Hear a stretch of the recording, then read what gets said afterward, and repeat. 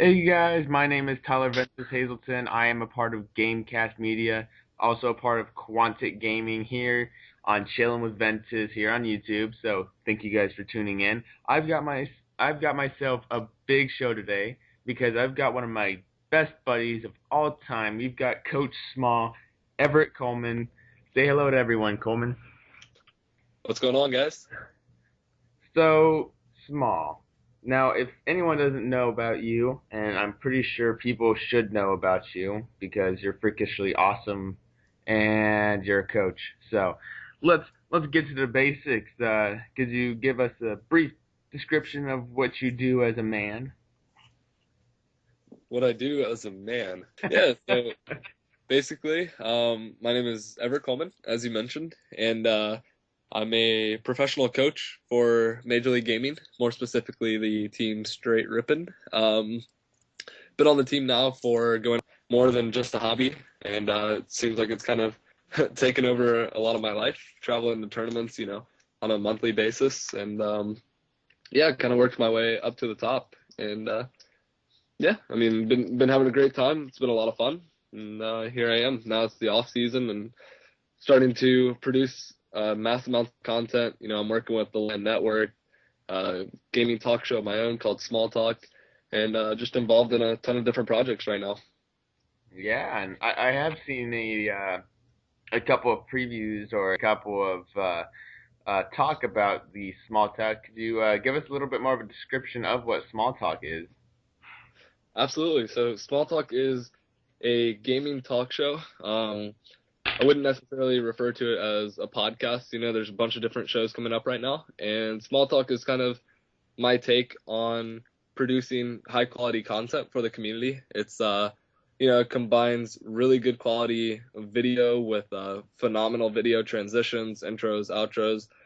Partnered up with a company called Viral Design, and they handle all the production work for me. So it's looking like it's going to be a very high quality show. Essentially, I'm breaking it down into a couple major segments. Looking to add on to that in the near future. But episode one is going to feature a segment called Pro Time, which essentially is just talking to different pros, pro players, pro coaches, kind of getting behind the scenes interviews and things of that sort.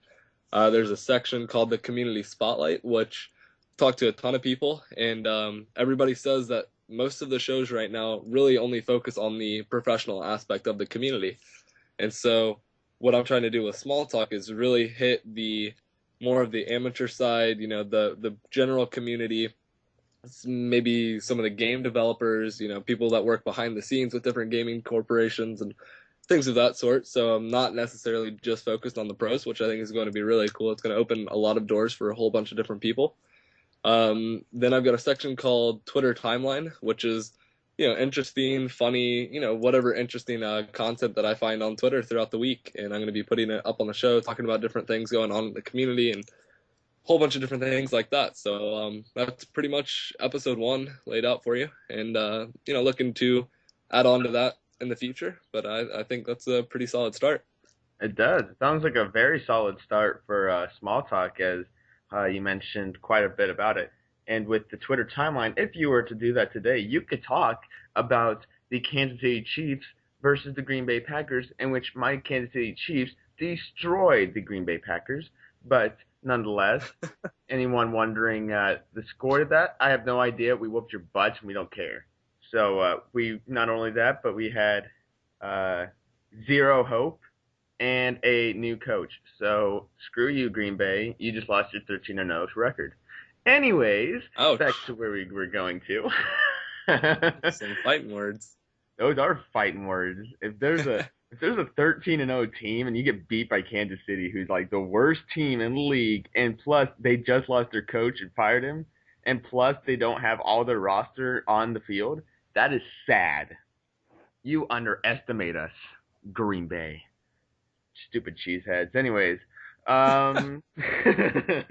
let's get back to what we're talking here about because I'm going off topic again because I love to do that every once in a while. So that is Twitter timeline from Ventus. Thank you. Anyways, so Small, you've been an MLG for quite a bit of time. You're not only been a just a coach, you've also had the experience of being a competitive gamer. And from a standpoint of both sides, do you think in the new Halo Reach game, do you think that Halo Reach after the No Bloom, the advancement from 343 Studios, do you think that that will be a big effect in MLG play, or do you think it's a bad trade-off, or do you think it's a good? Give me your info on that one. Sure. So I'm actually a huge fan of MLG settings without Bloom and even without armor abilities like Sprint. Um, for one, I'll say that a lot of people in the community complain about Halo Reach and argue that it's the worst Halo game of the series.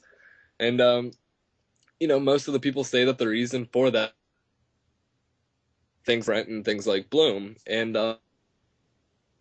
past Halo games, and none of the other games have had those aspects in them. So I know for me, when I first started playing Halo Reach, it just did not feel like the other Halos. So for one, I'll say that I'm really excited to see those settings change because I feel like we get the actual feel of Halo back into the game. So I'll say I'm a really big fan of it.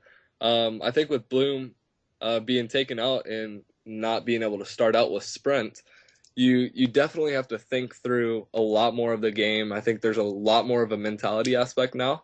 And most players for such a long time just pretty much counted on Sprint and Bloom to save themselves from bad situations that they put themselves in. So, for example, you'd have somebody that would flank at a bad time or something like that, which normally in all the other Halos, they would die because of that mistake. Right. And I believe that they should die because of that mistake. That's not something that you should just be able to sprint out of and have that have no effect on the game. I think every action that you do as a player should go counted for one way or another. If you make a mistake, you should be penalized for it. And, if you make a really good play, then it should definitely benefit yourself and your team. And I feel like with Bloom being taken out and no sprint, then I definitely think that every move is a lot more of an impact on the game. And, you're not able to just put yourself in a bad situation and just sprint out of it. So pretty much every move counts. Definitely. And with Halo Reach, I do want to submit my opinion to this. And with Halo Reach, I had the experience when right before Bloom, I went in there probably the first week to a month onto Halo Reach. I loved it. And then the next month, I tried to go competitive in it, and I couldn't do it. It was that Bloom that just messed me up. I was just like, wow, this is really bad.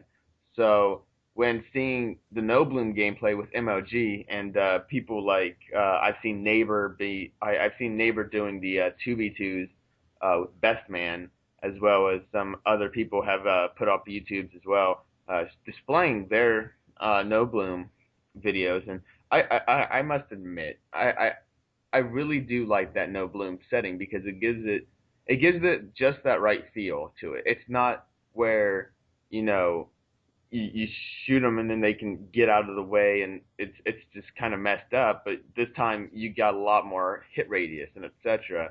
So definitely without Bloom is definitely a big game changer for MLG, and I think that MLG will benefit off of that from what 343 Studios has put into it. And do want to give a shout out to 343 Studios for all they've done with the title updates. It's very good to Definitely. see. Definitely good to see them going at it as the headliner and the flagship for the Halo series now, and hope to see big things in Halo 4 as well.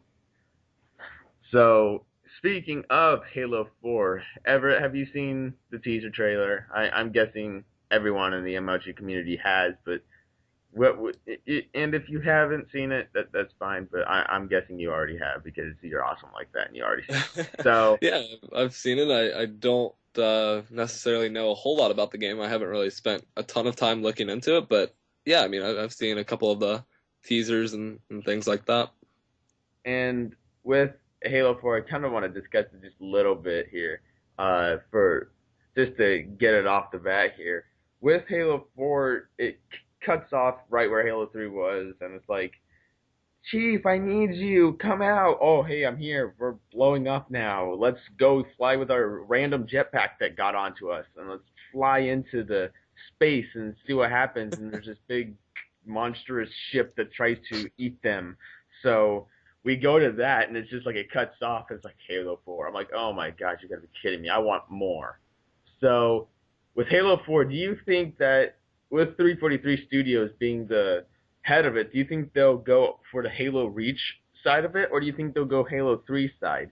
Uh, since they have had experience, both studios, Bungie and 343 Studios, have both had the experience of Halo 3 as well as Halo Reach, and that transition to 343 Studios has been pretty easy for them compared to what other transitions have been in different gaming areas. So, what do you think? Do you think it's going to be more Halo 3 lenient, or do you think it's going to be a Halo Reach initiative?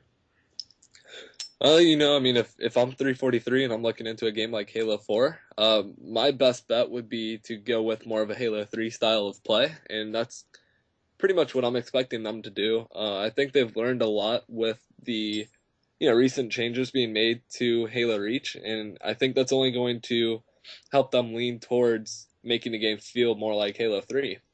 I mean, there's kind of that same pattern anytime the Halo community gets a new game of at first it's, we don't really like this game or people think it's an amazing game and then people get used to it and have mixed opinions and then you move past it and you look back on that game and you think wow that game was amazing but when that game was here it wasn't necessarily the best thing in everyone's eyes so I think at this point everybody's looking back at Halo 2 and Halo 3 and thinking those games were absolutely phenomenal. Everybody's kind of looking at Halo Reach as more of a letdown, which is kind of unfortunate. I'm actually a big fan of Halo Reach. I love the game. But yeah, I mean, I definitely do miss the way Halo 3 felt. I still jump on that game from time to time and get a few games in. And, Halo 3 is definitely an amazing game. So as far as 343 is concerned in Halo 4, I could definitely see it taking on a really strong feel of Halo 3. I think that's probably their best bet right now for making a really good competitive game. Right. And also speaking of Halo Reach and Halo 2, Halo 1, Halo 3, from what I have seen with 343 Studios in recreating the Halo Combat Evolved, the Anniversary Edition, that was very well played by them, and I really loved the game. I mean, if people didn't see me playing it on Xbox Live, that's because I was offline and I didn't want you guys to be inviting me to multiplayer matches because I could really give two craps until No Bloom came. So sorry about that, guys. But with playing that and seeing the original Combat Evolved with the Reach engine, I will admit it. With that Reach engine, it made it look so awesome playing on those maps again, and Hmm. having that enhanced gameplay also helped. But speaking of Halo 4, I would love to see Halo 3 integrated into it, but I'd love to see the Halo Reach masterpiece. You know, because with Halo Reach, you saw a, it was just fluent, dramatic, heartbreaking almost for Halo Reach's cinematic quality in their campaign. I loved that. It was beautiful. It was just right. You know, you had that darkening feeling while you also had this uh, light in the back where it's going into dawn, it's going into the destruction, etc. You're sitting there and it's just like, whoa. It was almost like ODST, in which the quality of the trailer was amazing, but with ODST, we all know the game itself was great for campaign. The multiplayer sucked. But with that being said, I do want to establish for Halo 4, I would love to see Halo 3 initiatives for multiplayer, a Halo Reach campaign style, and also a Halo 2 friend slash matchmaking experience. And why do I say Halo 2? Because I loved the clan feature on Halo 2. It helped Ooh, so much. loved it. Yeah, exactly. It helped so much getting invites out. If you just wanted a certain group of people, like your team, and you guys wanted to go out, you just send it out and bam, it's done. You know? Yeah, definitely. And a lot of people don't know it, but that's actually how Stray Urban formed back in the day was through the clan list on Halo 2. Yeah. One of the good things of Love Halo it. 2. And I do want to establish with Combat Evolved, I would love to have that feeling of amazing competitive multiplayer in the LAN with that. And I don't like to say LANs because I'm a Cisco person and local area network is not said LANs, it's an LAN. So anyone who says LANs, unless you're saying LAN network, you're a failure. Anyways, if you guys went into Cisco class, you would be like driven like a German student until you learned. So let's go off of that. But speaking back with Halo 4, like I said, Halo Reach campaign, Halo 1 initiative with the multiplayer, the Halo 2 integration with the clan, the friendships, the buddy system, everything that was a part of Halo 2 with the social integration was perfect. It was pitch perfect. And then the Halo 3, just the Halo 3 feel and the Halo series feel where it's dramatic, it's heart gripping, it's what you want to play over and over and over again until your heart gives out. You just you can't stop playing Halo. It's impossible. You try it and you go back to it in less than 5 minutes. It's so freaking addicting. It's like cocaine to a drug addict. So Wow. definitely that is what it is. You know what I mean? Call of Duty, sure, I can get that feeling, but it's only short lived. I go back to Halo pretty quickly on Halo 3. So either way, I have a happy day. So and let's get back on topic with Halo 4 side and the Halo side. Let's talk straight ripping because this team is legendary, knowing the accomplishments that has been around it. And let's face it, most people just know them as T Squared and some other guys. But I know it as T Squared, Coach Small, and the rest of the dudes. So, so with that being said, Small, give us a little bit of an overview of the future for Straight Rippin' as we go into this next MLG season. Well, I mean, I think we can all agree this last season was a little interesting. We reformed the team in Columbus this year, and we got second place finish, which for myself, that was my personal best.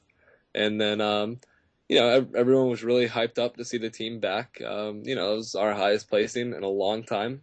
Straight Rippin' was back on top. Things were great. We had, a kind of controversial roster change after that tournament. And that sort of set the pace for the rest of the season for us. We had, a little bit of up and downs for the rest of the year, and closed out just recently in Nationals at MLG Providence with, a completely different roster than what we started out with. So the season was really interesting for Tom and I, T Squared. And, I think we definitely learned a lot going into this next season. We're looking to put a group of guys together that we can form consistency with. We want to see the same names on the team at the start of the season that we have at the end of the season. And, we're sort of trying to put together that perfect group of people that not only perform really well inside the game, but get along outside the game as, on top of that, and just form a really strong team bond with all five of us, and put a team that can, stick together and be successful. So I definitely say that the hardest aspect of competitive play is finding the group of guys to build up your team and stick together. I think that's a really difficult thing for anybody in this league. So moving forward to next season, I think after everything that happened to us this past season, we're more motivated than ever to get the right mix of people together. And there's a lot of crazy talk going on behind the scenes about what we're going to do once we get the team together. I won't say much more than that, but I'm definitely really pumped up to see where things go from now. I think we have a lot of potential. I think T Squared is one of the best players in the league. A lot of people looked over him this last season, and I think he's proven time after time that you can't overlook somebody like T Squared. You can't overlook this team.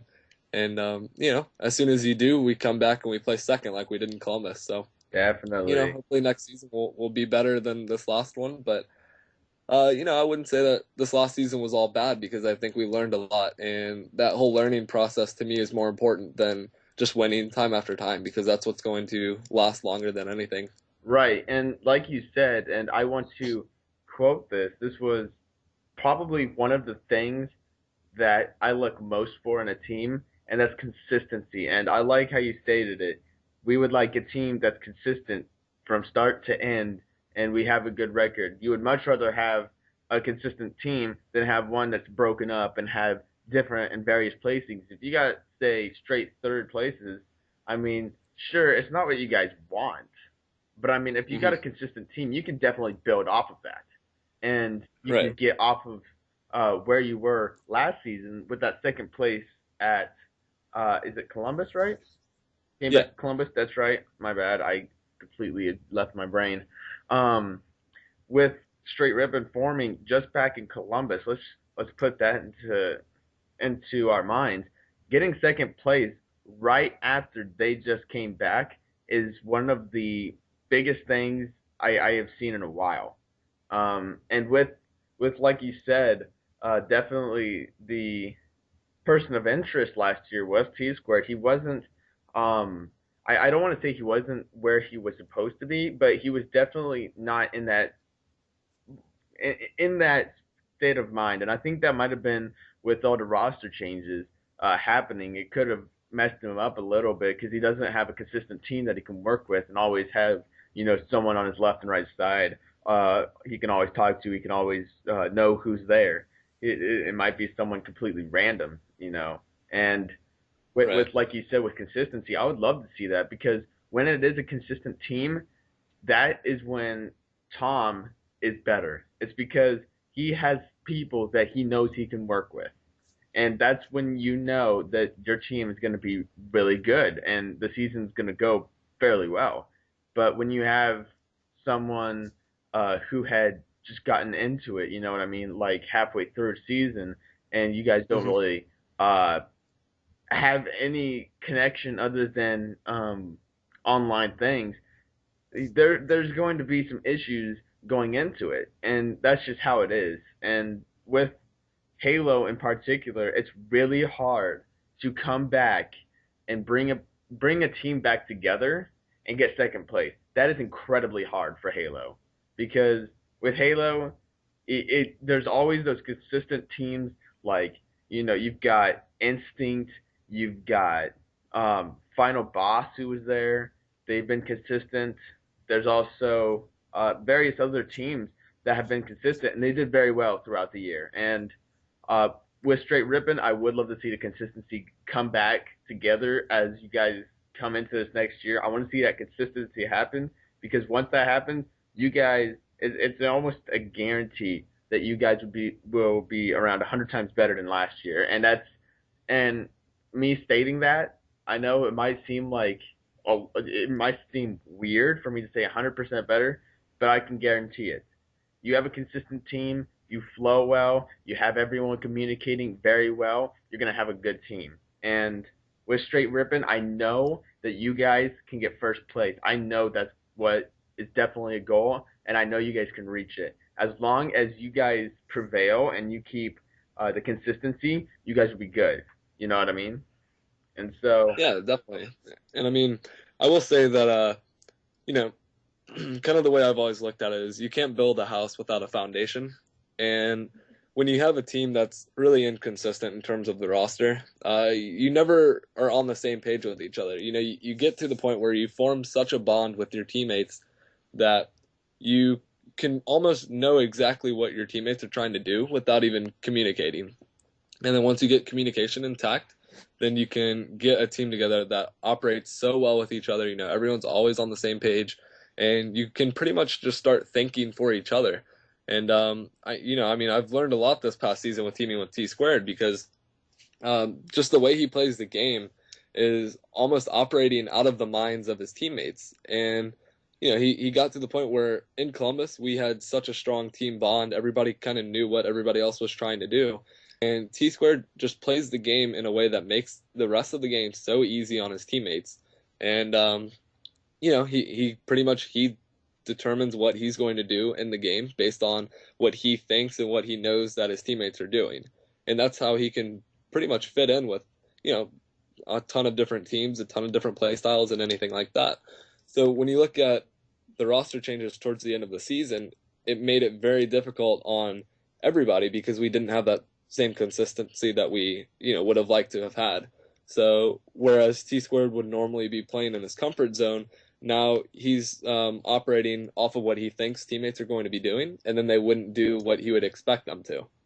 So it kind of just made for, a team that wasn't really in sync all that well, and communication was a little bit off, and we couldn't really operate as a single unit. It was more so people playing more as an individual than as a team, and ultimately I think that's what our biggest problem was at the last tournament. I mean, we still had good players on the team. T Squared was playing very well. Toxic, I'm a huge fan of his, and I think he's definitely one of the best up and coming players. And I'd love to see him do really well. But yeah, I mean, ultimately it comes down to maintaining that consistency and playing enough with each other, bonding enough with each other that you can pretty much think on the same level as the rest of your teammates. And I think that's what makes a team, and that's ultimately where you get the most amount of teamwork, and you keep everybody on the same page. I think that's probably the most important aspect of competitive Halo. Right, and definitely consistency is the factor. Communication is the biggest thing in Halo. In any competitive gaming aspect, you want that Hmm. communication right. So, Definitely. thinking about, since we are in the off season of MLG, that makes everyone a sad panda. But we do have something that is returning, that is coming back. And Small, give us a little bit of talk about the LAN network coming back and bringing back one of the pretty much flagships for the Halo community. Yeah, I'm really excited about the LAN network actually, and most people are calling this the off season. T Squared and myself are calling it the on season, and for me, I'm going all out. In the next few months, producing a ton of content, playing a ton of Halo, and really reaching out to the community more so than I've ever done before. And I've always kind of seen myself as somebody that's really involved in the community, and at this point, I'm pushing even further than that, and I'm really excited to see where it goes. So with the LAN network, a lot of people may know this, may not.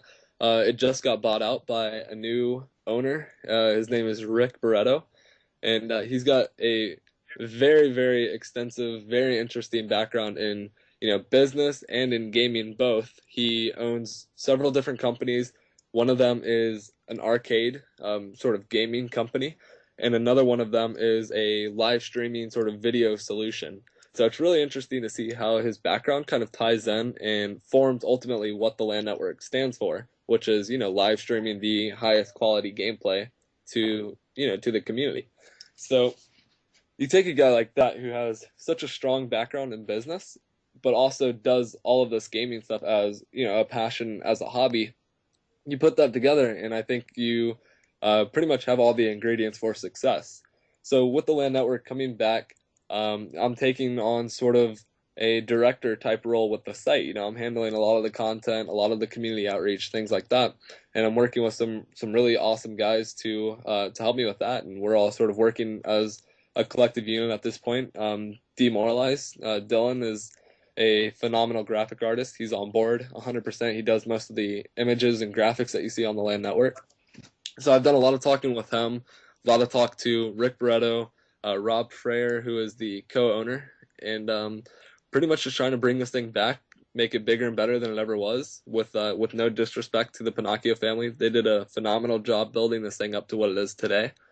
And yeah, we're trying to take the reins on it and make it a phenomenal Oh, organization and do more bigger things than what the LAN network has seen in the past. So new house, new location, new owners, new content, new community programs, all of that starting up right around the corner. So hopefully there's going to be the first LAN within a month or two, starting up in 2012.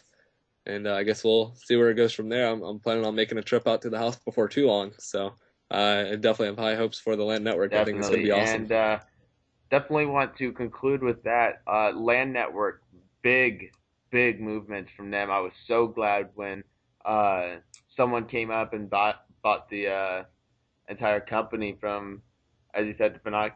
If I can, I can't say it anymore. State it again.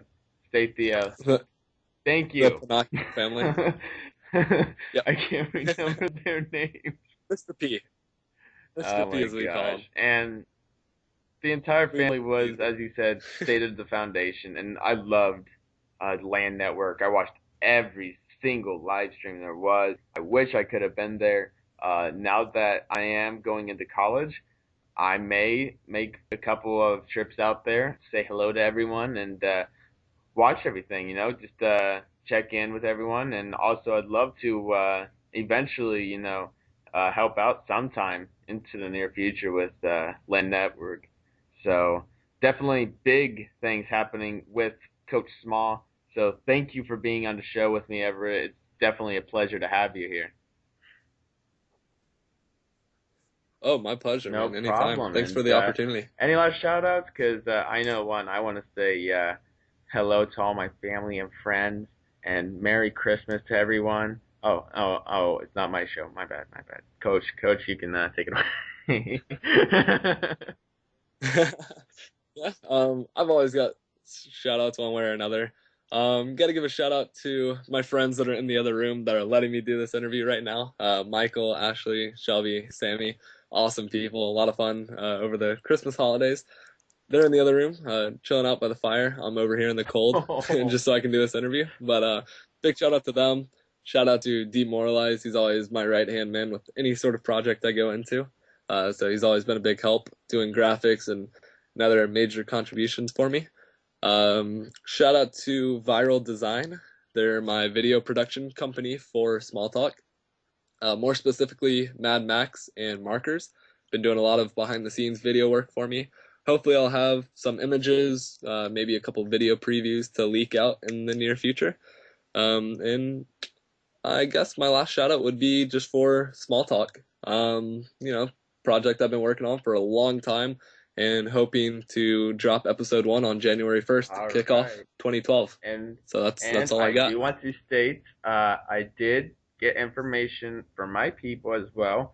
If you guys watch Small Talk on January 1st, and you can tune in the next day, have a good sip of hot cocoa before you go back to school, and come back and watch some Ooh, Quantic Cast with myself and Tyler West as we bring back Quant Gaming's Quantic Lives Cast. As we do want to invite you, Everett, if you would like to join us on the January 2nd date. If you are available, we would love to have you on the show. And definitely want to have any and all of you people who love the Halo community, the Gears of War community, the Modern Warfare 3 community, everyone's community, including Counter Strike, because I love all of you. You guys are awesome. Um, want to give a big shout out to the Counter Strike family. So big shout outs to them. Uh, so definitely want to thank you, Everett, for coming on the show. Want to as well invite you to Quantic Cast on January 2nd. If you are available to come, you should definitely send me a message. I will be more than happy to save you some space on the show. Yes, I have requests for saving of the space. I am that awesome. So, nice. Yeah, you can definitely count on my being there. My girlfriend will be in town ooh, from she's from Missouri, Missouri. but you know what? She might just have to wait on that. And I'll Well, definitely be there. You can maybe count on that when for sure. you'll go to visit, one of those days when you go to visit her in Missouri, you could cross the border over to Kansas and say hello to me sometime. So, woohoo! Ooh. so, I'll be there early January, so ooh, we might yeah. make that work out. So, thanks to everyone for tuning in to Chillin with Ventus. Definitely check out in the bio box below and follow anyone who's there. Link us, subscribe us, like us, stalk us on Facebook, whatever you want to do. You can do what you guys like. And if you stalk me, please tell me because I'd like the stalkers, unlike some people. It gives me a feeling of awesomeness.